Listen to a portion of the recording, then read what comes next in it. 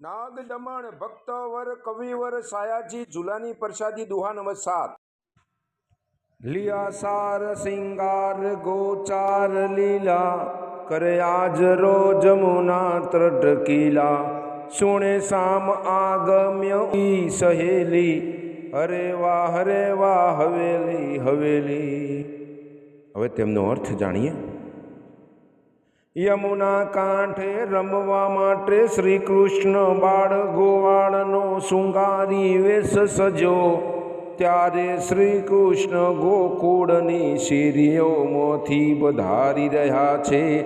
એ સાંભળીને વ્રજંગનાઓ તેમને નીરખવા માટે પોતાના આવો સોના દ્વાર પર આવીને ઊભી રહી। તે પોતાના આવાસોના દ્વાર પર આવીને ઊભી રહી।